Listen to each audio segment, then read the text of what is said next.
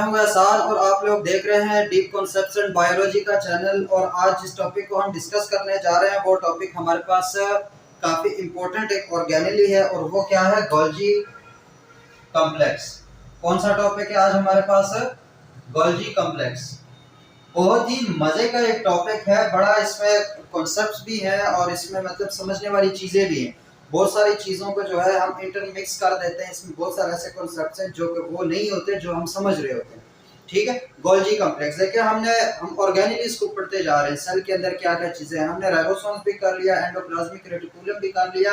अब हमारे पास जो एक इम्पोर्टेंट स्ट्रक्चर है जो ऑर्गेनेली है वो है हमारे पास गोल्जी कॉम्प्लेक्स। गोल्जी कॉम्प्लेक्स का अगर मैं सिंपल नाम बता दूं तो इसका काम होता है पैकेजिंग करना। कोई चीज़ अगर बन गई तो उसको पैकेज करना, जैसे बिलफॉर्स कहीं किसी फैक्ट्री में बिस्किट बन रहे हैं तो वो बिस्किट जब बन जाते हैं, बेक हो जाते हैं, उसके बाद वो ऐसे ही हमारे पास नहीं आ जाते, बल्कि पहले उसके छोटे साशों में पैकेजिंग की जाती है। उसके अंदर वो जो पैकेज होता है, जो उसका रैपर होता है, उसमें उसको रैप किया जाता है। उसके बाद फिर उसको डब्बों में डाला जाता है, डब्बों के बाद कार्टन में डाला जाता है, उसके बाद उसकी सप्लाई होती है। तो ऐसे ही हमारे पास जब हमारे सेल में कोई ऑर्गेनिक कोई चीज़ बनाता है तो वो चीज़ वैसे ही सेल के बाहर नहीं आती, उसकी प्रॉपर मॉडिफिकेशन होती है।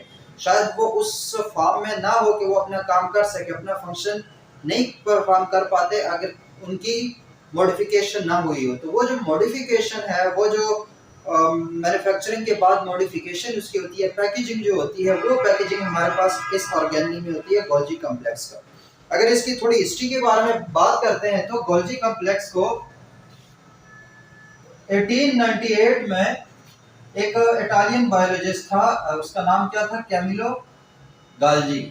कैमिलो गाल्जी, उसने इस गोल्जी कॉम्प्लेक्स को डिस्कवर किया था, तो उसकी वजह से इसका नाम भी क्या पड़ गया, गोल्जी कॉम्प्लेक्स। इसका गोल्जी कॉम्प्लेक्स भी होता है, गोल्जी अपरेटस भी, गोल्जी बॉडीज भी, ये बहुत सारे इसके नाम है। इवन डिक्टाइसोम्स जो है वो भी गोल्जी अपरेटस को ही बोलते हैं।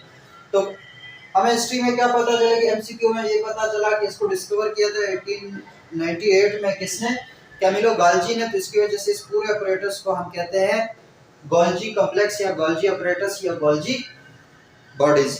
तो फंक्शन तो अलग जहन में है कि इसका काम है मॉडिफिकेशन करना, पैकेजिंग करना, चीज़ को मॉडिफाई करना। लेकिन कैसे करते हैं, तो उसके लिए हमें सबसे पहले इसका स्ट्रक्चर देखना पड़ेगा। क्या देखना पड़ेगा हमारे पास? इसका स्ट्रक्चर के गोल्जी जो कॉम्प्लेक्स है इसका स्ट्रक्चर क्या है। ठीक है, अब स्ट्रक्चर समझने से पहले बाकी जब ये चीज समझो ना तो उसको जो बुक में लिखा हुआ है वो इजीली समझ आ जाता है। हमने कुछ चीजों को जो है ना अलग अलग करना है, हर एक को गोल्जी कॉम्प्लेक्स या गोल्जी बॉडी या गोल्जी अपरेटस, एक ही चीज को हमने डिफरेंट नाम क्यों दिए हुए हैं? क्योंकि उसके डिफरेंट स्टेजेस है। ठीक है, सबसे पहले अगर हम इसका स्ट्रक्चर शुरू करते हैं तो ये मतलब सैक्स का एक स्टेक है, मतलब थैले हैं, कुछ लंबे लंबे से थैले होंगे और उनके एक स्टेक है। स्टैक्स क्या मतलब? अंबार। मतलब ये एक, इसके ऊपर दूसरा, फिर तीसरा, फिर चौथा, फिर पांचवें से एक स्टैक सा बन जाता है, उसको कहते हैं स्टैक्स। तो जो गोल्जी ऑपरेटस है वो भी ग्रुप ऑफ स्टैक्स है, मतलब वो क्या है, हमारे पास स्टैक्स ही है सारे। तो उसमें से अगर सिंपल हम बात करते हैं तो ये एक इस तरह का स्टैक हुआ। ठीक है, ये एक फ्लैटेंड सैक है, थैला है। इस एक को क्या कहेंगे? अब ये छोटा सा एक थैला है, इसको कहेंगे फ्लैटेंड सैक। इसे क्या बोलेंगे? Flattened sac. एक थैला, एक चिपटा हुआ थैला जो क्लोज है। ठीक है, ये फ्लैटेंड सैक है। इस सैक को क्या बोलेंगे हम? फ्लैटेंड सैक है ना, इसका नाम जो साइंटिफिक नाम होगा वो होगा गोल्जी बॉडी। इसको क्या बोलेंगे? Golgi body. इस एक सैक को हम बोलेंगे गोल्जी बॉडी। ठीक है, जब ये एक सैक हुआ उसके बाद यही सैक्स ने एक दूसरे के ऊपर मतलब लगे हुए होते, एक स्टैक सा बन जाते, एक अंबार सा बन जाते हैं। मतलब ये एक सैक, ये दूसरा सैक, ये फिर इसी तरह तीसरा सैक, फिर ये चौथा सैक और इस तरह ये पांचवा सैक, ये। ठीक है, इस तरह के सैक्स का एक मतलब थैलों का एक स्टैक सा बना होगा। क्या होगा? स्टैक सा बना होगा। इस वाले जो इस स्ट्रक्चर को, इसको क्या कह रहे थे? Golgi body. इस वाले स्ट्रक्चर को क्या कहेंगे? इसको कहेंगे गोल्जी अपरेटस। इसको क्या बोलेंगे? Golgi apparatus. ठीक हो गया। जो एक सैक है उसको क्या बोलेंगे? Golgi body. जब उनके एक स्टैक सा बन जाएगा एक दूसरे के साथ, वो कलेक्शन बना देंगे, तो उसको क्या कहेंगे? Golgi apparatus. क्या कहेंगे? Golgi apparatus. अब इस गोल्जी अपरेटस के बाद जब इनके साथ वेजिकल्स आती है, देखिए वेजिकल दो टाइप्स की होंगी, ठीक है, दो टाइप्स की। पहले यहां से ये थोड़ा सा समझ लें। अब ये जो हमारे पास स्टैक है, इसके दो फेसेस हैं। कौन से फेसेस हैं? एक इस तरफ से और एक इस तरफ से फेसेस है। ठीक हो गया, दो फेसेस हैं। ये वाला फेस है जो स्मूथ एंडोप्लाज्मिक रेटिकुलम है उसके साथ जुड़ा होगा। कैसे? देखिए हमारे पास पूरा सेल है, ये पूरा सेल है, इसके साथ ये बिलफर्ज न्यूक्लियस है। न्यूक्लियस के साथ ही हमारे पास क्या थे हमारे पास? बोलो। एंडोप्लाज्मिक रेटिकुलम था। वो एंडोप्लाज्मिक रेटिकुलम क्या है? कुछ रफ था और कुछ स्मूथ था। उसी स्मूथ एंडोप्लाज्मिक रेटिकुलम के साथ ही फिर ये वाले स्टैक्स होंगे ऐसे, ठीक है, फिर ये वाले स्टैक्स होंगे। तो अब ये देखो, अब इस वाले स्टैक, ये वाला क्या हमारे पास? गोल्जी अपरेटस है सारा। ये वाला क्या है हमारे पास? गोल्जी अपरेटस है। इस गोल्जी अपरेटस का वो वाला फेस जो कि स्मूथ एंडोप्लाज्मिक रेटिकुलम के साथ लगा होता है, इसको कहते हैं, इसको क्या कहेंगे? Cis face. इसको क्या कहेंगे? Cis face. या इसका एक और नाम होता है फॉर्मिंग फेस। कौन सा? Forming face. कौन से वाला फेस? जो कि स्मूथ एंडोप्लाज्मिक रेटिकुलम के साथ की तरफ होता है, मतलब साथ जुड़ा हुआ लाजमी नहीं होता, लेकिन उसी तरफ जो होता है वो हमारे पास क्या होता है? सिस फेस या फॉर्मिंग फेस। और इसकी जो शक्ल होती है वो कन्वेक्स होती है। वो क्या होती है? कन्वेक्स होती है। मतलब ये बीच में से उभरा होता है और साइडों से पतला सा हुआ होता है, तो इसकी जो शक्ल होती है वो कन्वेक्स होती है। इसको कहते क्या है? सिस फेस या फिर फॉर्मिंग फेस। और ये वेजिकल रिसीव करता है, लेकिन कौन से वाले वेजिकल रिसीव करते हैं? Transport vesicles. कौन से वाले? जो सिस फेस है या जो फॉर्मिंग फेस है, इसके पास वेजिकल्स आ रही होती है। क्या हो रही थी? बिलफर्ज हमारे पास सिस फेस है, ठीक है, ये सिस फेस है ऐसे। और यहां से जो स्मूथ एंडोप्लाज्मिक रेटिकुलम था उससे एक वेजिकल रिलीज हो गई इस तरह की, ठीक है। अब स्मूथ एंडोप्लाज्मिक रेटिकुलम को जरा रिकॉल करो, हमने क्या कहा था? रफ एंडोप्लाज्मिक रेटिकुलम में कोई चीज बनती है, फिर उसके बाद वो स्मूथ एंडोप्लाज्मिक रेटिकुलम में आती है। स्मूथ एंडोप्लाज्मिक रेटिकुलम में क्या होता है कि उसके गिर्द मेम्ब्रेन चढ़ जाती है। तो वो जो मेम्ब्रेन चढ़ने के बाद जो चीज स्मूथ एंडोप्लाज्मिक रेटिकुलम से निकलती है, जो वेजिकल सा होता है, वो उस वेजिकल को क्या कहेंगे? उसको कहेंगे ट्रांसपोर्ट वेजिकल। उसको क्या कहेंगे? Transport vesicle. ये जो ट्रांसपोर्ट वेजिकल है ये कॉन्स्टेंटली इसके साथ जुड़ता चला जाता है। मतलब ये यहां आ गया, इसके साथ ऐसे जुड़ जाएगा। क्या हो जाएगा? जुड़ जाएगा। तो जो फॉर्मिंग फेस है वहां पे जो सिस्टर नहीं है, एक बात और याद रखना, इस वाले पूरे स्ट्रक्चर को, जो गोल्जी बॉडी है, इसको अलग होगा तो इसको सिस्टरनी बोलेंगे। ये स्ट्रक्चर ये सारे इनको क्या बोलते हैं? सिस्टरनी। क्या बोलेंगे?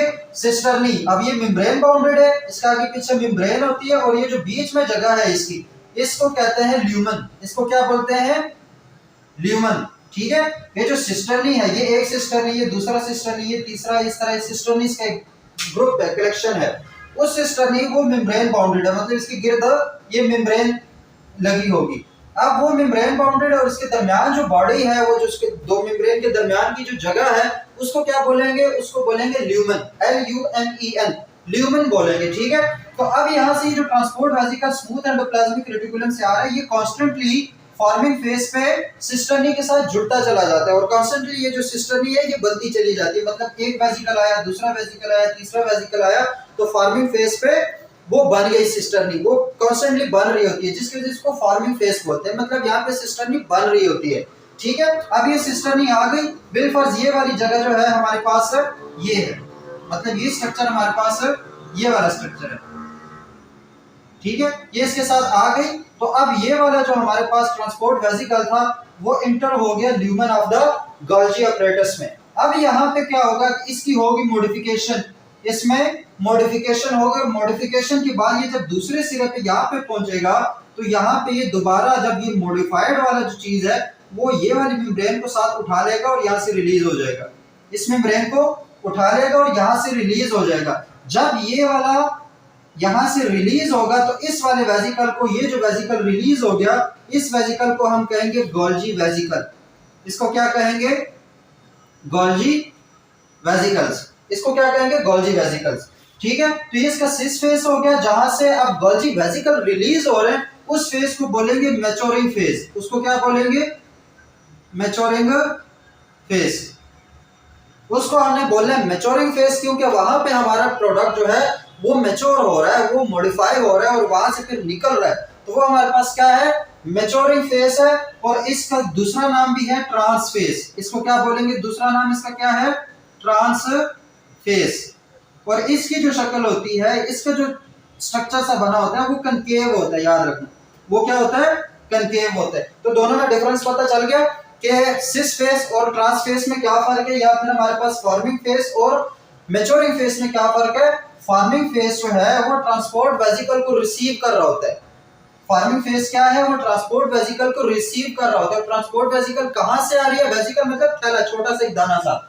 तो वो ट्रांसपोर्ट वेसिकल कहां से आ रही है? वो स्मूथ एंडोप्लाज्मिक रेटिकुलम से आ रही है। कहां से आ रही है? स्मूथ एंडोप्लाज्मिक रेटिकुलम से। तो सिस फेस या फार्मिंग फेस उसको रिसीव कर रहा होता है। रिसीव करने के बाद वो इस स्ट्रक्चर, इस कॉम्प्लेक्स में आता है, और इस कॉम्प्लेक्स में आने के बाद उसकी होती है मॉडिफिकेशन। कौन सी मॉडिफिकेशन होती है वो आगे हम फंक्शन में देखेंगे।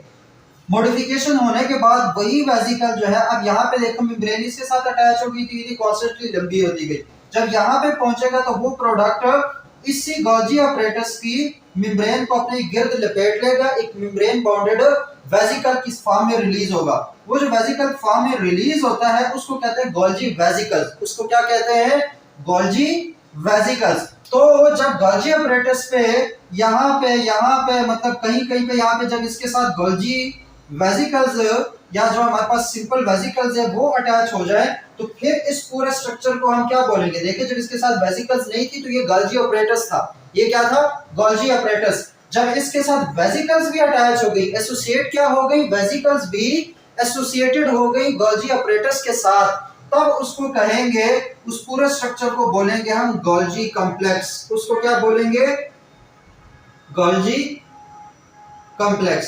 समझ आ गई कि Golgi vesicle, Golgi body, Golgi apparatus, Golgi complex में क्या फर्क है? तो क्या फर्क है? सिंपल, हमने जब एक ही सैक को, हम एक फ्लैटेंड सैक को हम कंसीडर कर रहे हैं तो हमारे पास गोल्जी बॉडी है। वो क्या है? गोल्जी बॉडी है। जब वो एक स्टैक की फॉर्म में इकट्ठे हो जाए, वो एक स्ट्रक्चर सा बना ले स्टैक्स का, जो जिसमें फ्लैटेंड सैक्स है सारी, तो वो हमारे पास क्या हो जाएगा? वो हमारे पास हो जाएगा गोल्जी अपरेटस। वो क्या हो जाएगा? Golgi apparatus. गोल्जी अपरेटस के फिर दो फॉर्म होते हैं, दो फेसेस होते हैं, एक सिस फेस और एक ट्रांस फेस, या उसको दूसरा नाम क्या? फार्मिंग फेस, और दूसरा का होगा मैच्योरिंग फेस। फार्मिंग फेस में हमारे पास ट्रांसपोर्ट वेसिकल उसके साथ जुड़ेंगे। ट्रांसपोर्ट वेसिकल जुड़ने का मतलब क्या है कि जो स्मूथ एंडोप्लाज्मिक रेटिकुलम से कोई सिक्रीशन आ रही है, कोई प्रोडक्ट आ रहा है, वो मॉडिफाई होगा। तो लाजमी बात है, अगर बिलफर्ज हमारे पास एक ये हमारे पास क्या है? एक सैक है। अब ये वाली इस फेस में कोई चीज जिसको हमने मॉडिफाई करना है, कारखाने भेजना है, तो वो इस गेट से एंटर होगा। ठीक है, अब वो मॉडिफाई नहीं हुआ तो एक गेट से वो एंटर होगा, वहां पे उसके साथ जुड़ जाएगा। उसके बाद उस प्रोडक्ट के अंदर क्या होगी? मॉडिफिकेशन होगी। जब मॉडिफिकेशन होगी यहाँ पे पहुंचेगा तो इस फेज से वो फिर इसी जो हमारे पास क्या है? सिस्टर्नी है, उसी की मेम्ब्रेन को अपने साथ लपेट लेता है और यहाँ से निकल जाता है। यहाँ से एंट्री कर रहा था, यहाँ से निकल रहा, तो ये जो एंट्री वाला फेस है इसको कहेंगे सिस फेस या फिर फॉर्मिंग फेस। जहां से निकल रहा है, जहां से उसका एग्जिट फेस है, जहां से उसका ट्रांस फेस है, वहां से चीजें बाहर निकलेंगी तो उसको कहेंगे मैच्योरिंग फेस। फिर यहाँ पे जो वेसिकल्स आ रही है, जो इमेच्योर वेसिकल्स होती है, जो मॉडिफाई नहीं होती, उसको कहते हैं ट्रांसपोर्ट वेसिकल्स। उनको क्या बोलते हैं? Transport vesicle. वो सिस फेस के अंदर आएंगी।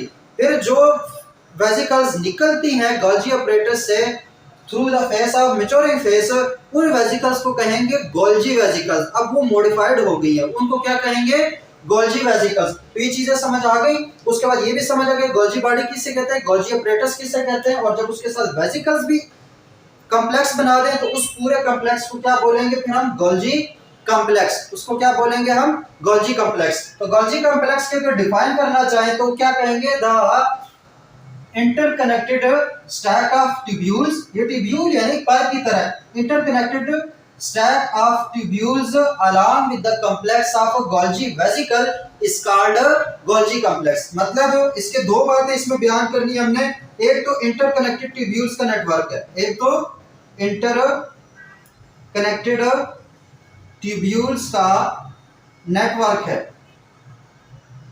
ठीक है होगा। एक उसमें इंटरकनेक्टेड ट्यूब्यूल्स मतलब ये पूरा स्टैक है, इस स्टैक को हम कहेंगे गोल्जी अपरेटस।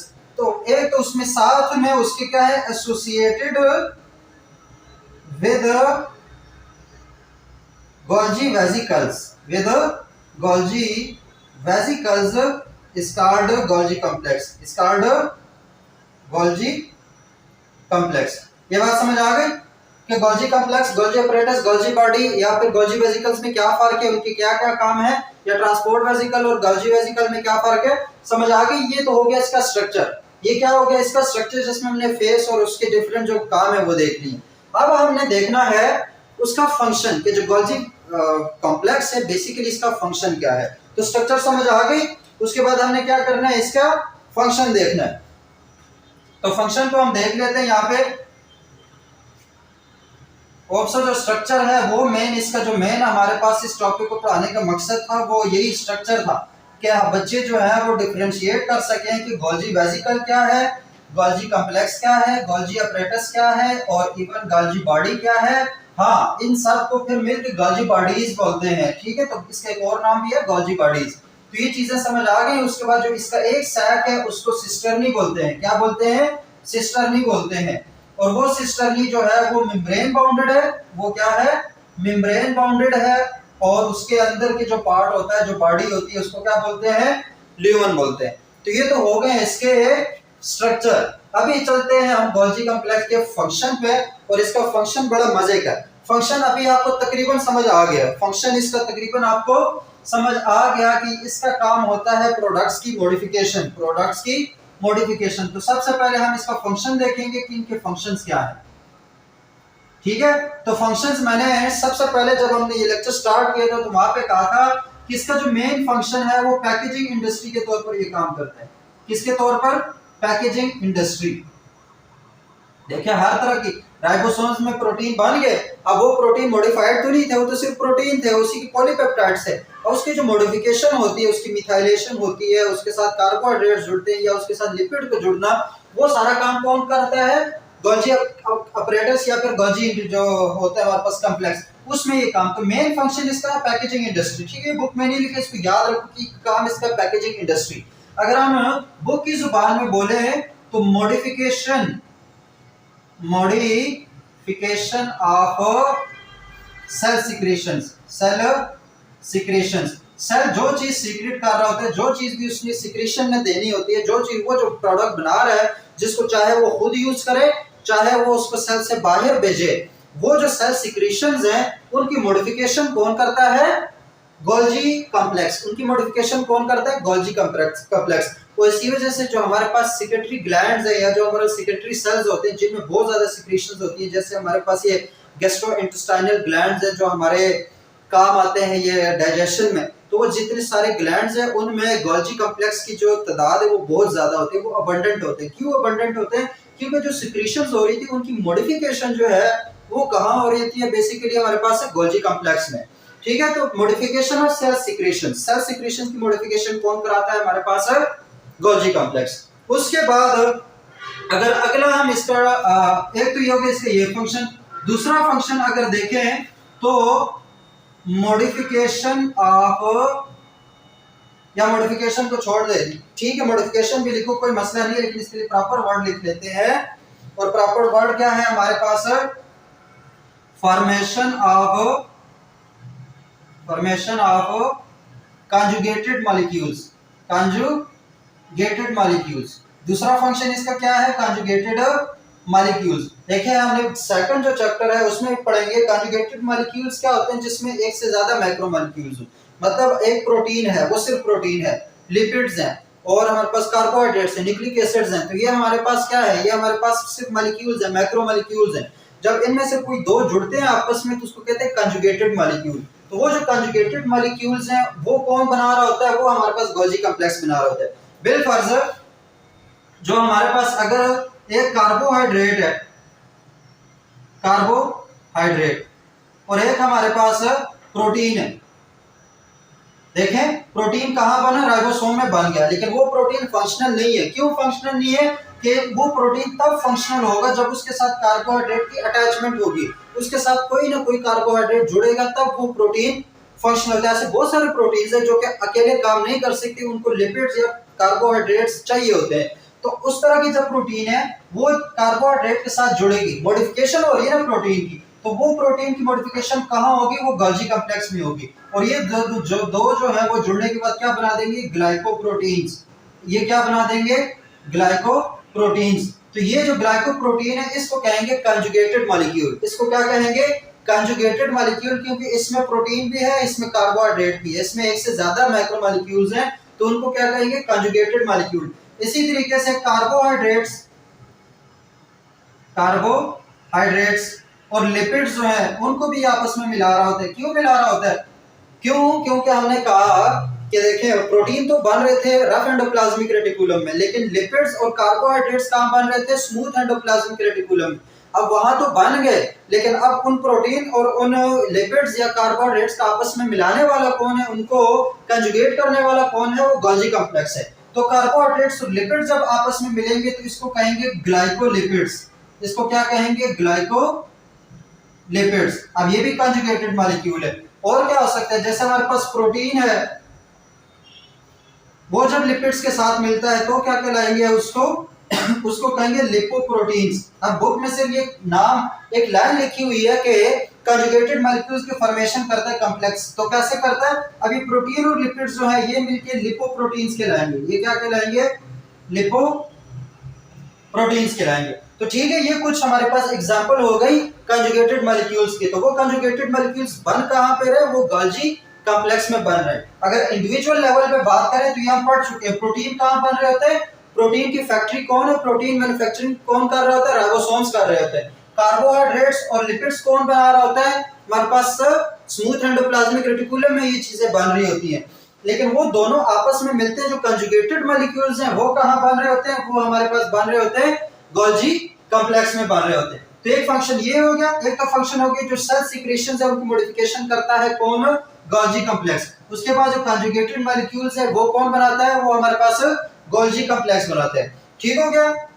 अब देखें इसके बाद ये जो सेल सीक्रेशंस हो गई, ये सेल सीक्रेशन किस तरह की होती है, अब देखें इधर। ये तो दो इसके मेन फंक्शन है। अब इसको हम थोड़ा सा डिटेल में पढ़ते हैं कि इनमें फर्क क्या है या इसका मतलब क्या है, ये जो सेल सीक्रेशंस है। देखो इधर हमारे पास राइबोसोम्स थे, क्या थे, राइबोसोम्स। वहां पे कोई प्रोटीन बन गए, वो राइबोसोम्स अपना प्रोटीन कहां ट्रांसफर करेंगे, वो ट्रांसफर करेंगे एंडोप्लाज्मिक रेटिकुलम में। ठीक है, रफ एंडोप्लाज्मिक रेटिकुलम, अगर राइबोसोम्स है तो रफ में करेंगे।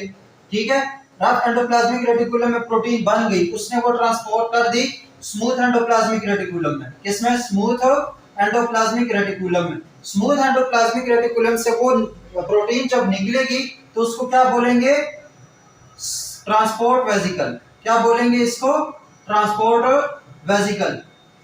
अब ये जो ट्रांसपोर्ट वेसिकल है वो कहां पे आके जुड़ेगा, गोल्जी कॉम्प्लेक्स के साथ। कहां पे आके जुड़ेगा, गोल्जी कॉम्प्लेक्स के साथ। अब जरा खुद से सोचो, किस वाले फेज पे, फॉर्मिंग फेज पे। किस फेज पे जुड़ेगा, फॉर्मिंग फेज पे। अब जो गोल्जी कॉम्प्लेक्स है वो उसको अंदर से मॉडिफाई कर लेगा, मॉडिफाई करने के बाद वो निकलेगा किस फॉर्म में, किस फॉर्म में निकलेगा, या तो गोल्जी वेसिकल्स के फॉर्म में निकलेगा, गोल्जी वेसिकल्स के फॉर्म में। ठीक है, जो एक फंक्शन है कि वो तो या तो गोल्जी वेसिकल्स के फॉर्म में निकलेगा, या फिर दूसरे भी जो है, जो बिलफर्ज हमारे पास उसको वेसिकल की जरूरत नहीं होती, जैसे हमारे पास कंजुगेटेड मॉलिक्यूल्स है। क्या है, कंजुगेटेड मॉलिक्यूल्स। या तो उसको वो कंजुगेटेड मॉलिक्यूल में कन्वर्ट कर देगा, या फिर उसको गोल्जी वेसिकल्स में कन्वर्ट कर देगा।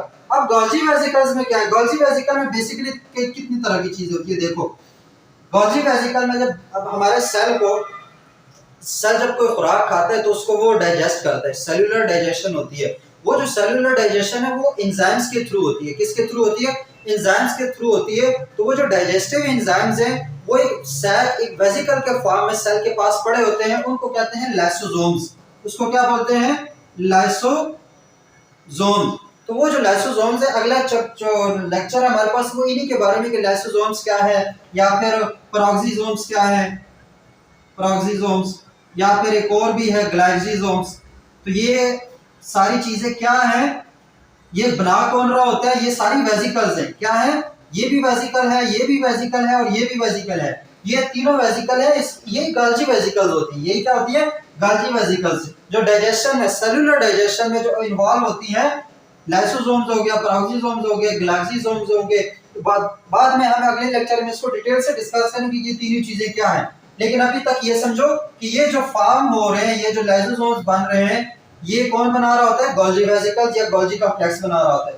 एक बात, उसके बाद इसमें और क्या दूसरे हमारे पास हो गए कंजुगेटेड जो मॉलिक्यूल्स है, वो कौन बना रहा होता है? वो भी गोल्जी कॉम्प्लेक्स बना रहा होता है। इसी गोल्जी वेसिकल्स में कुछ एंजाइम्स होते हैं, कुछ एंजाइम्स जो है वो मॉडिफाई होने के बाद गोल्जी वेसिकल्स की फॉर्म में सेल से बाहर रिलीज होते हैं, सेल से बाहर रिलीज होते हैं। जैसे अगर कहीं पढ़ा हो तुम लोगों ने 9th 10th में, तो हमने देखा था कि जो पेप्सिन है, जो डाइजेस्टिव में काम करते हैं, तो उसकी एक्टिव फॉर्म पेप्सिन होती है, लेकिन इनएक्टिव फॉर्म कौन सी होती है? पेप्सिनोजेन। तो वो जो एक्टिव को इनएक्टिव कर देता है, वो असल में हमारे पास Golgi complex of the pancreas, वो पेप्सिनोजेन बना रहा था। फिर वो पेप्सिनोजेन रिलीज होता है, जब फिर वो ल्यूमन आता है, हमारे इंटेस्टाइन में आता है, तो वहां पे वो फिर वापस पेप्सिन में कन्वर्ट हो जाता है। अब वो क्यों उसको एक्टिव इनएक्टिव करता है, ये बात की बात है, लेकिन वो सारा काम जो है, वो जो एंजाइम्स है, जो उसकी सिक्रीशंस है, बेसिकली इसकी मॉडिफिकेशन कहां हो रही होती है? गोल्जी वेसिकल्स में। इसी तरीके से एक्सक्रीटरी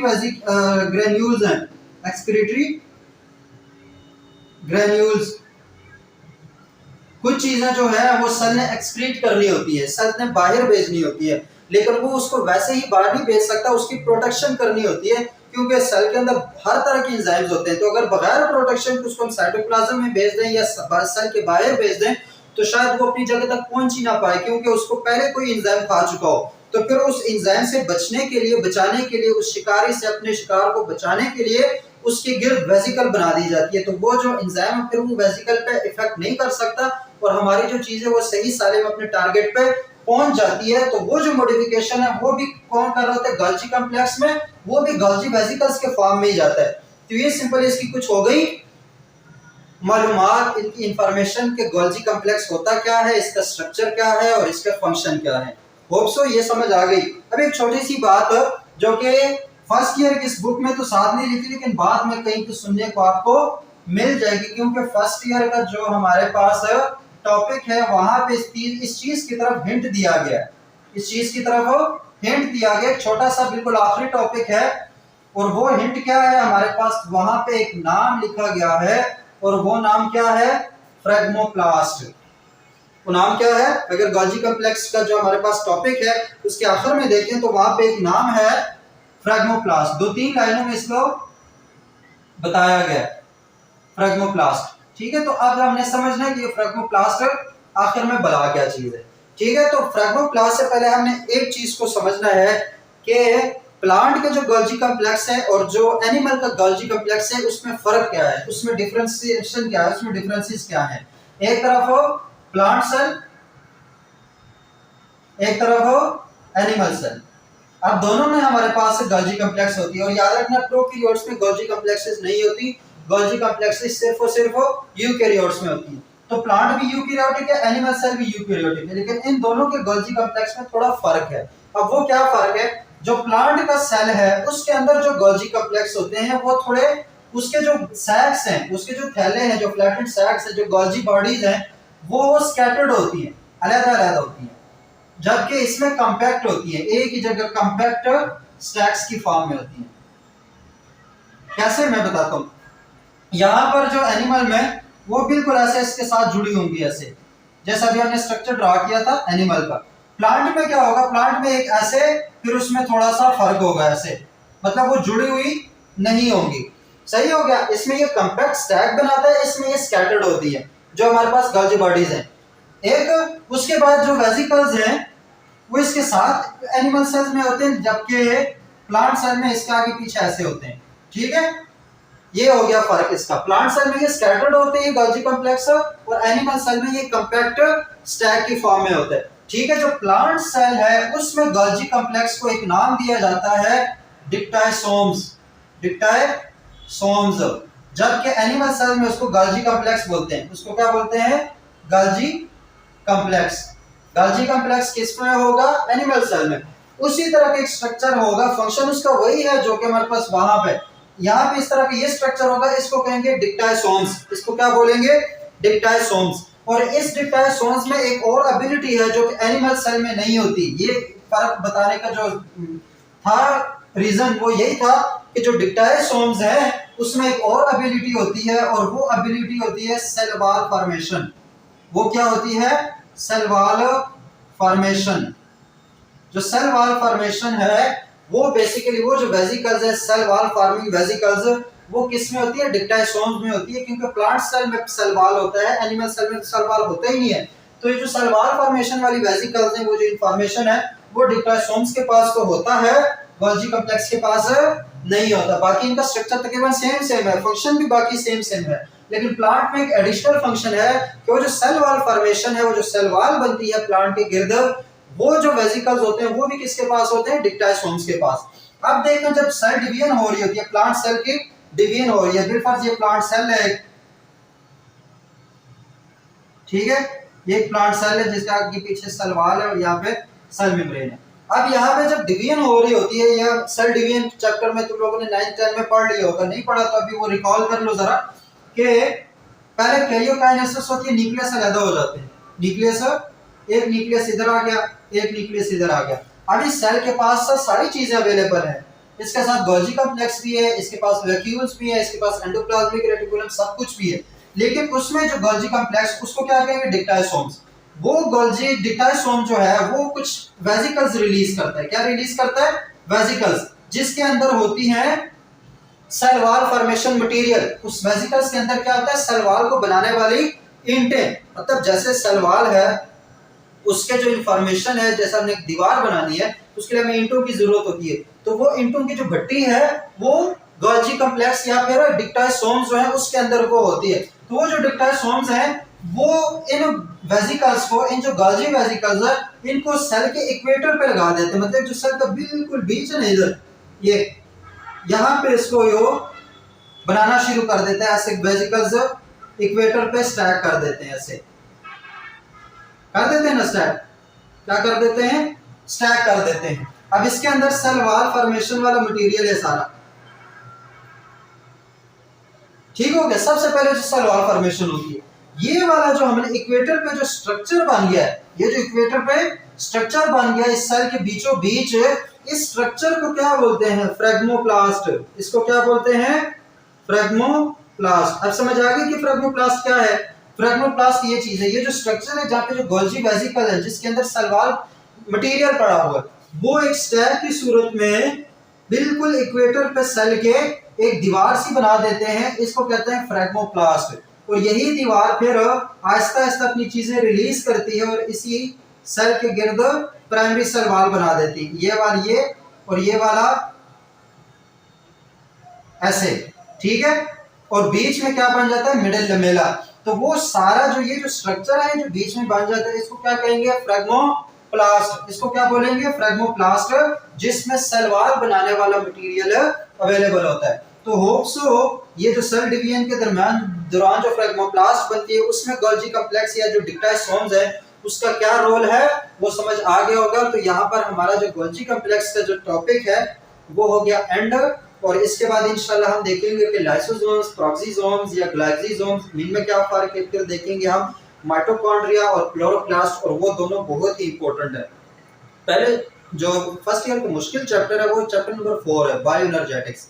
उसमें बच्चे बहुत ज्यादा कंफ्यूज होते हैं। तो क्यों कंफ्यूज होते हैं कि जो पहले 3 चैप्टर है उनको उन्होंने तसल्ली से गौर से पढ़ा नहीं होता, और अगर किसी को पहले 3 चैप्टर आते हैं तो उसके लिए 4th चैप्टर का कोई मसला ही नहीं है, क्योंकि 4th चैप्टर में वो सारी चीजें यूज हो रही होती हैं जो पहले 3 चैप्टर में दिखाई गई है। मतलब वहां पे माइटोकॉन्ड्रिया और क्लोरोप्लास्ट का बहुत ज्यादा अमल दखल है कि जो रेस्पिरेशन है वो माइटोकॉन्ड्रिया में हो रही है, जो फोटोसिंथेसिस है वो उसमें हो रही है, क्लोरोप्लास्ट में हो रही है। तो अगर हम ऑर्गेनिलीज में क्लोरोप्लास्ट और माइटोकॉन्ड्रिया को सही समझेंगे तो हमें उसका मसला नहीं होगा। दूसरा चैप्टर उसमें फिर कई तरह के बायोमॉलिक्यूल्स है जो कि इन्वॉल्व होते हैं, तो वो बायोमॉलिक्यूल्स वाला चैप्टर नंबर 2 है। उसके साथ फिर उस पूरे चैप्टर में बहुत सारे एंजाइम्स हैं जिसको डिस्कस किया गया है, वो एंजाइम वाला चैप्टर हमारे पास चैप्टर नंबर 3 है। तो पहले 3 चैप्टर काफी इंपॉर्टेंट है चौथे चैप्टर को समझने के लिए। तो यहाँ से देखें हमने ये सारी चीजें कर ली, काफी सारे कॉन्सेप्ट आ गए। अब अगले लेक्चर में हम कोशिश करेंगे कि लाइसोसोम, प्रोक्सीसोम, ग्लाइकोसोम, उसके बाद माइटोकॉन्ड्रिया, उसके बाद जो क्लोरोप्लास्ट है, फिर सेंट्रियोल्स और इन चीज़ों को डिस्कस कर लें, ताकि फिर हमारे लिए अगले जो चैप्टर्स हैं उनको समझने में आसानी हो। तो होप सो आप लोगों को चीज़ें समझ आ गई होंगी। अगर आ गई हैं तो वीडियो को लाइक कर देना, चैनल को सब्सक्राइब कर देना, और मिलते हैं इंशाल्लाह अगले लेक्चर में। तब तक के लिए अपना ख्याल रखना। अल्लाह हाफिज़।